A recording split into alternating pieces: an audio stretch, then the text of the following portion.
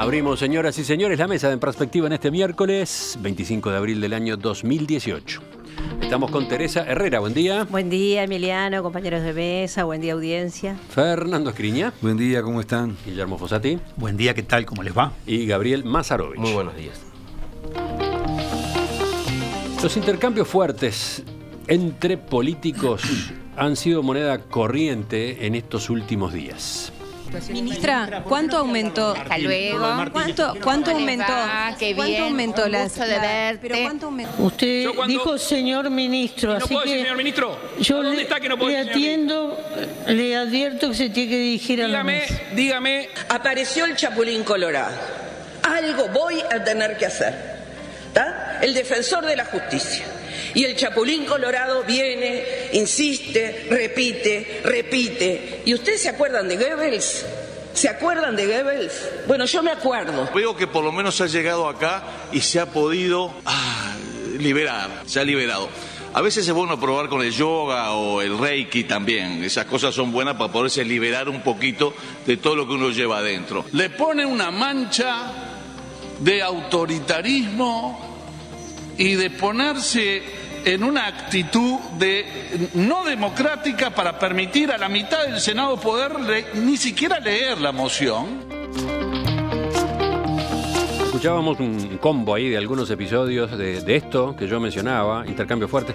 La ministra de Desarrollo Social, Marina Arismendi, cuando interrumpía una rueda de prensa para que la directora del INAUM, Marisa Lindner, no avanzara respondiendo a los periodistas que le preguntaban sobre la cifra de personas que viven en la calle.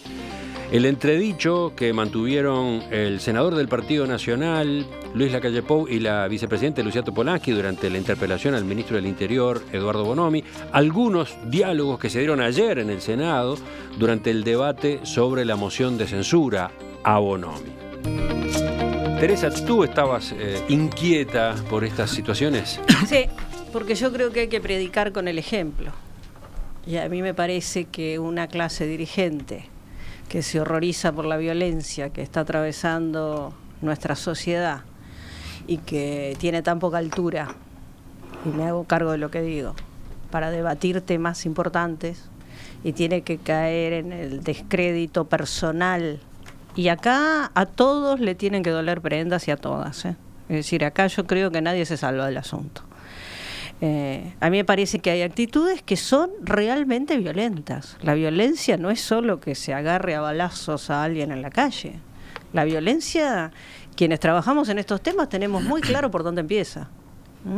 Y empieza por las actitudes de destrato entre las personas y sobre todo aquellas que deberían ser el más pristino ejemplo de discusión, de nivel, de discutir temas políticos y no entrar en la chicana personal.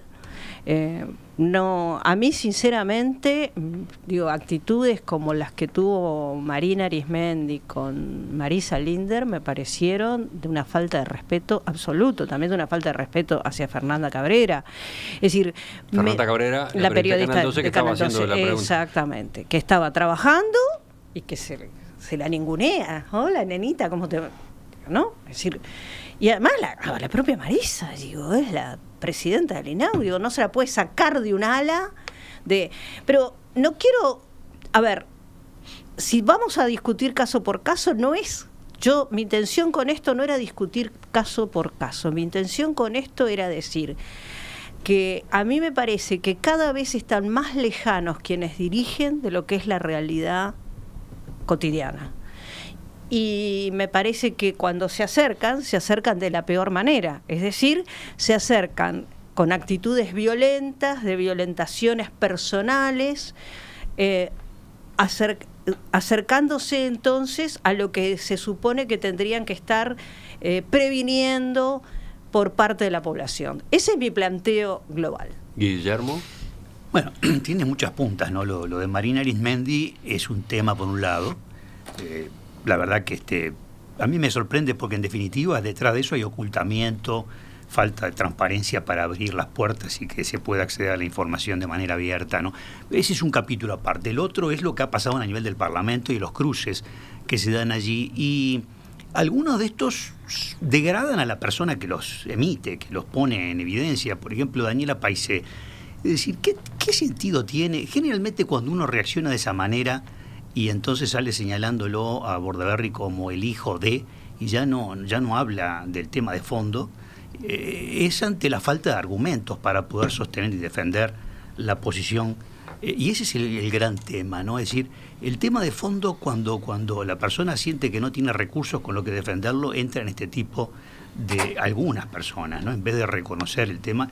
Yo creo que mucho de lo que está pasando y lo que pasó en esta interpelación responde a lo que no se hace en tiempo y forma se termina por lamentar. Es decir, hay una realidad que se viene dando. Son muchos años que está Bonomi y digo, pensar concretamente que la salida de Bonomi significa la mejora de la inseguridad es un simplismo y de un reduccionismo que nadie puede pensar en eso. Obviamente que tenés que unirlo, aunque hay cambios en el qué y en el cómo, pero ante una situación que viene planteada de manera tan fuerte, refugiarse en la mayoría parlamentaria propia parece, lo primero que me trae a mí es una necesidad de reflexionar más sobre esta herramienta de la mayoría parlamentaria propia. Porque... Pero ¿no te preocupa lo que le preocupa a Teresa, la forma como termina derivando el debate?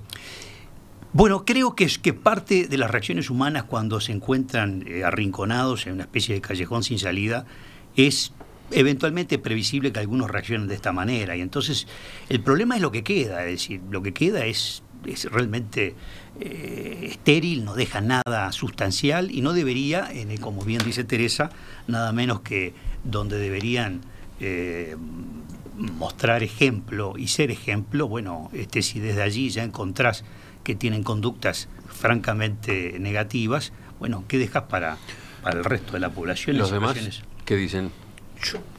Dos o tres cosas. Primero, me parece que sí, que hay que encontrar caminos para que el debate político y en general, político no solo en el Parlamento, sino también en los medios y en todo, tenga otro nivel. Yo estoy de acuerdo. Creo que tenemos un problema también de cierto grado de, yo no sé cómo decirlo, pero de histeria social alimentada por las redes, la necesidad de publicar videos permanentemente, Twitter permanentemente y de todo que lleva... Es ansiedad en todo caso, no es histeria. Bueno, como quieras. Ansiedad ciclotímica, absurda, incluso de los medios de comunicación que ahora tienen 4 informativos de televisión por día y que para decir algo diferente el de la mañana al de la noche tienen que hacer un esfuerzo sideral y además tienen las páginas web que actualizan cada 15 minutos y entonces problemas que antes eran menores se sobredimensionan. Porque yo recordaba ahora la salida del Parlamento antes. Yo recuerdo, porque antes se hablaba, y voy a hablar de Marina después, no estoy sacando la pata del lazo, pero digo, yo qué sé, nosotros vimos un Parlamento donde Machiñena tapó a uno en la puerta, en el pasillo, donde Gilberto Río escondió a un diputado colorado en la discusión por la ley de impunidad, pero donde se desafiaban a duelo, donde Rijo le tiró con un vaso a Tota Quintero en la discusión. Bueno, pero creo que la inquietud de Teresa abarca también episodios como ese del pasado. Claro. ¿no? Al lado de ese Parlamento, esto es Heidi. Bueno. ¿No? Yo quiero decirlo con claridad. Claro, el problema es que no había Twitter, no había Facebook. Había por suerte y a Dios gracias, había un informativo de televisión por día nada más. Gabriel, entonces, la verdad. Gabriel, ¿me permitís una cosa? ¿Por qué en esta ensalada terminan metidos los informativos de televisión? Porque también sobredimensionan todo. Entonces, hay discusiones parlamentarias muy duras. Es cierto, ahora Bordaberry arrancó diciéndole a Bonomi que era el enemigo. Y no, que dormía con el enemigo. Que dormía con el enemigo. No fue así. Le dijo que dormía con el enemigo por el vínculo de las... Pero eso se lo dijo. Era un terrorista que contrató a un terrorista de la FARC, había dicho antes. Entonces, yo lo que digo, pero está bien que lo diga. Es verdad eso. No es verdad, se mentira. Contrató, pero no se contrató. Era. Bueno, pero vamos a discutir. Lo dijimos en esta mesa. Es mentira, ahora, no era un terrorista. ¿Por qué se mete a la prensa y al periodismo? Porque se sobredimensiona todo, lo digo yo de periodista. Yo siento que de alguna manera... Estás en un debate parlamentario donde además estás mandando Twitter con cosas que ni siquiera dijiste en el debate y que pasa hasta en las comisiones parlamentarias. El periodista legítimamente busca recopilar información para informar y no me parece mal eso. Bueno, pero eso me parece perfecto. No hay por qué atacar al periodista cuando atacamos al periodista. El periodismo también es sujeto a crítica, como critica a toda la sociedad, es sujeto a críticas a sí mismo. Vamos a Fernando, que todavía no habló. No es atacar, criticar. Sobre los episodios concretos, comparto que lo de Marina Arismendi es un caso aparte, también es una reacción frente a la impotencia en un contexto donde el propio intendente de Montevideo envió una carta al presidente haciendo referencia al incremento que existe en el número de personas en situación de calle. Eso evidentemente afecta al MIDES y es indudable que la ministra está de mal humor. Pero eso no quita una realidad, y lo que me parece, yo no conozco a Lindner, es la hija de aquel dirigente a quien sí conocí, una excelente persona, lo digo también, que lo traté en otra época, en otros años. Ella es una excelente persona. Y ella es una persona que siempre contesta con buen tono, con amabilidad, y me pareció un abuso de jerarquía, por decirlo de alguna forma. Poder. Exactamente, de Marina Arismendi, que la interrumpió y la sacó cuando estaba explicándole a la opinión pública, no a Fernanda Cabrera, porque el periodista es un instrumento en ese momento, que pregunta lo que la opinión pública, él entiende que la opinión pública podría preguntar o que puede ser de interés para la opinión pública. Entonces me pareció un agravio. Con esto no hago una defensa de la prensa, porque estamos discutiendo esto acá, por ejemplo, en cuanto al debate parlamentario, porque la prensa le dio una trascendencia que quizá, y en eso coincidimos, en otras épocas han existido episodios más severos.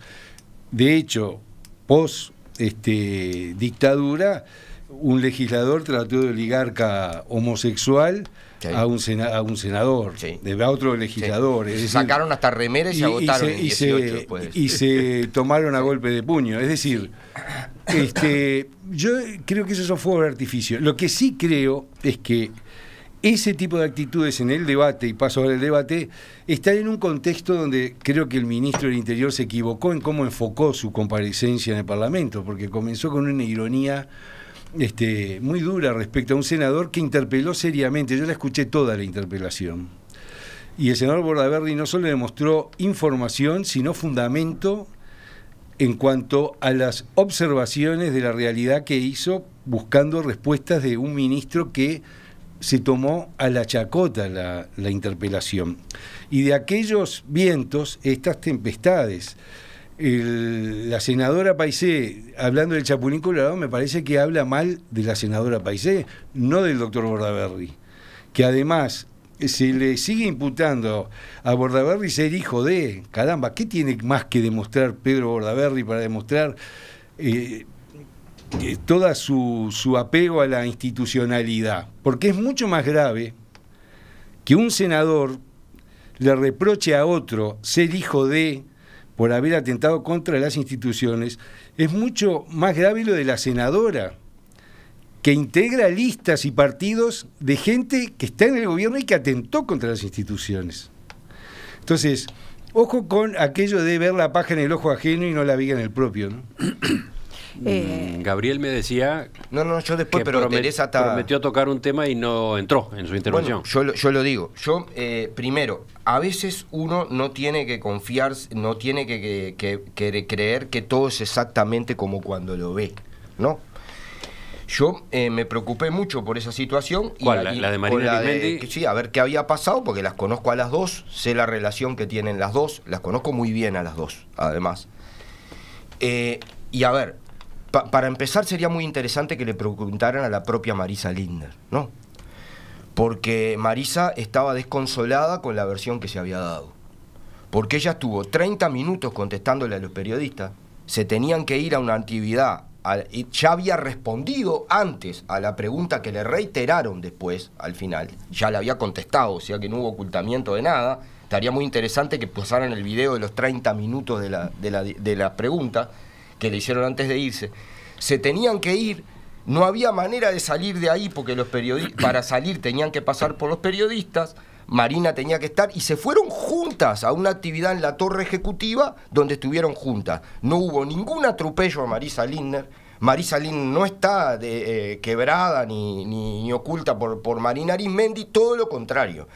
La actitud de Marina con la periodista podrá ser mal o buena, me gustará, yo no la haría, me gustaría mal o bueno, pero yo no la interpreto. Pero en el caso de lo de Marisa Lindner, no es lo que se mostró, no es lo que pasó, y no es la situación que están viviendo de relación Marina Arismendi y Marisa Lindner. Y sería muy interesante, por ejemplo, que le preguntaran a la propia Marisa. Una precisión. Lo que se mostró, pasó. Sí, lo que tú decís se mostraron es que le falta, 15 segundos de 30 minutos. Lo que tú decís es que le falta contexto a le eso falta que todo pasó. el contexto, no contexto. Todo el contexto le falta. Entonces, a mí me parece que ella ya había contestado al principio sobre los niños de Trump. Pero no justifica que no la es una saquen de interpretación pantalla. sesgada la tuya. Por otra parte, son estilos bien diferentes. Sesgada es la otra. Yo averigüé, pregúntenle a Marisa Lindner qué Pero no pasó, es si ella cuestión se sintió sacada, si se tenía que ir y no conseguía cómo salir. A ver, yo conozco a Marisa Lindner y no le iría a preguntar, justamente porque la situación me dio vergüenza ajena. Es decir, no le iría a preguntar porque me sentiría como que estoy revolviéndole la herida. Es decir, yo vi lo que vi. No sé si era la última, la primera, la segunda. Era la última. Bueno, no sé, Gabriel, pero a mí me parece que... Bueno, pero yo sí sé, Teresa, te estoy diciendo, vos no sabes, yo sí sé. Pero a ver... Fue la última de 30 minutos de pregunta, que no la dejaban salir. Yo he estado de ese lado, con todos los micrófonos, con todas las cosas, y cuando uno no quiere seguir contestando, uno no quiere volver a contestar, tiene formas y formas de salir. Y además me parece que Marisa es lo suficientemente grandecita, y lo suficientemente bien plantada, y lo suficientemente profesional, como para haber salido sola de esa situación sin que tenga que venir la ministra a sacarla de Pero un no ala. tuvo que venir, ella también tenía que salir y no tenía por dónde salir. A ver, Gabriel, yo no digo, además insisto, a mí mi preocupación en este momento no va solo por ese episodio, no va solo por el episodio del Parlamento, no va solo, sino porque estoy notando que en un contexto donde estamos todos contestes, más allá de las sátiras que puede haber hecho el ministro del Interior, estamos todos contestes en que cada vez estamos con una situación peor de violencia en todo sentido. Porque a mí no solo me preocupa que maten mujeres, me preocupa lo que pasó con los gurises en Manga antes de ayer, es decir, me preocupa el contexto general de violencia. Entonces me parece que quienes tienen que tomar decisiones, que quienes están representando, tienen que dar más que nunca, no me interesa me interesa sí, pero ahora más que nunca, me parece que tienen que dar un ejemplo de tranquilidad, de probidad, de serenidad, de respeto por el otro y por los otros, de preocupación por no violentar de ninguna manera a nadie, ni con su vida privada, ni con su vida pública, porque a mí me parece que cuando se entra en la chicana personal, e insisto, yo lo dije desde el principio, acá yo estoy hablando, me parece horrible lo que hizo la senadora, pero también me parece horrible cuando Bordaberry dijo, usted duerme con el enemigo. Es decir, me parece que no son formas de discutir en política. Yo lo único que creo... De todas maneras, yo creo que vamos a entrar a una dinámica de acción-reacción de aquí a... Bueno, ojalá que no. Ojalá que no. No, son está bien. Contextos diferentes. Puede pasar, pero creo que esta discusión vale la pena. Ojalá sirva para que funcione como una especie de llamado de atención, ¿no? ¿Recuerdan cuando el expresidente Mujica a un periodista muy prestigioso, que no lo nombro primero porque sabemos todos quién es, y segundo que le tengo enorme respeto y que no se merecía eso, que dice no se haga el nabo? Eso es violencia. Claro. Yo le escribí, eso es violencia, es intolerancia.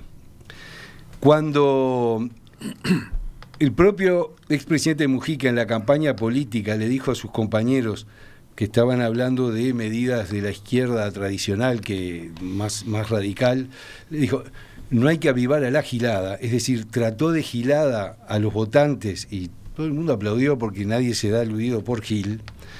Entonces, ese tipo de cosas yo creo que han ido marcando también un estilo de hacer política que le ha hecho daño a este país.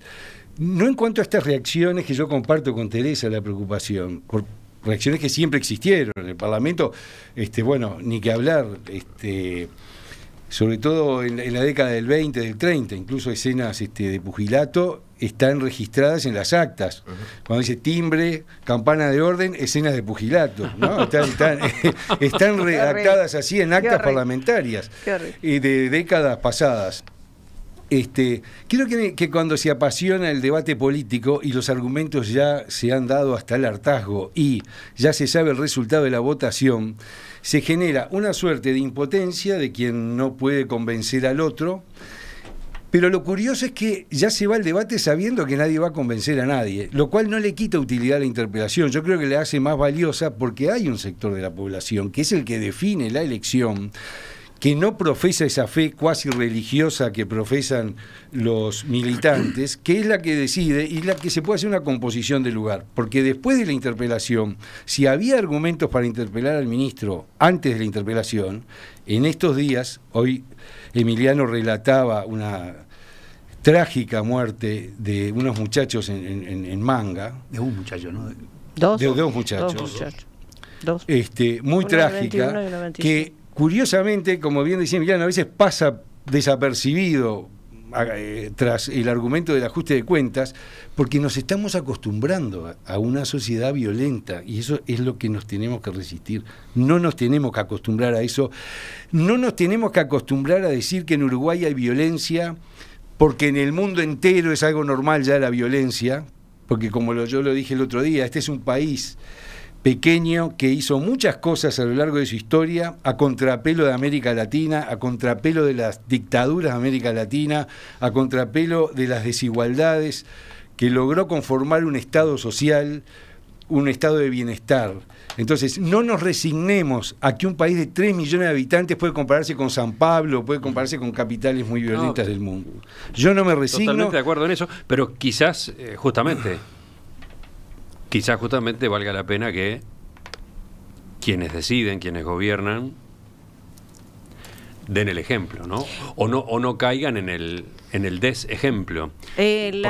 ¿Por qué no se centran en argumentos? ¿Por qué la discusión no es de argumentos? Y eso tiene que ver con la naturalización de la violencia. Yo, porque escuchando lo que planteaba Teresa, me quedé con otra faceta de la cosa.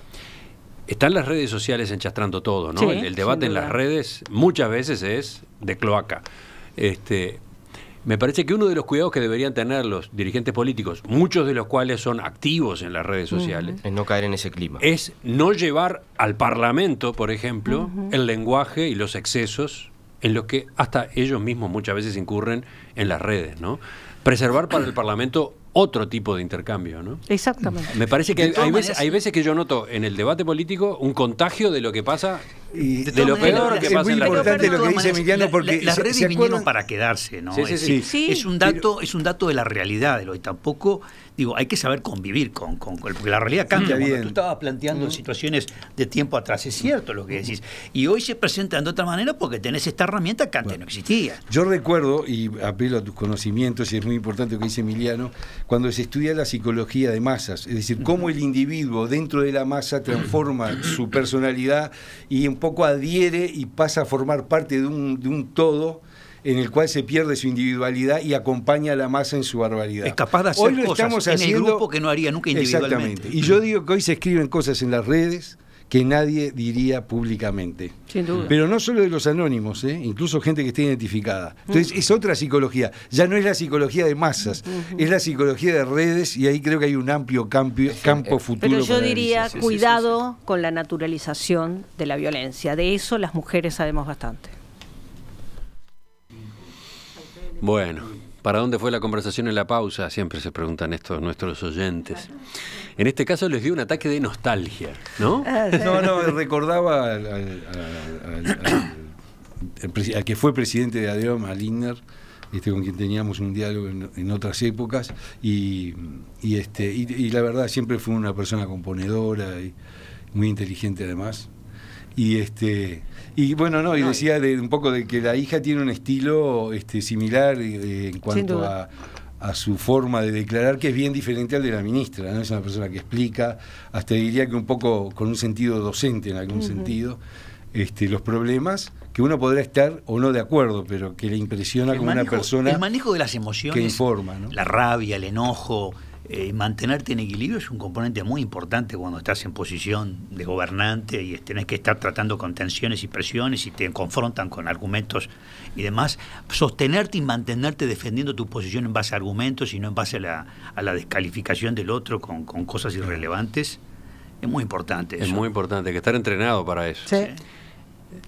No hay que caer en las reacciones rápidas, las reacciones calenturientas, que sí son comunes en ese otro ámbito, el de las redes. Exacto, controlar los impulsos, ¿no?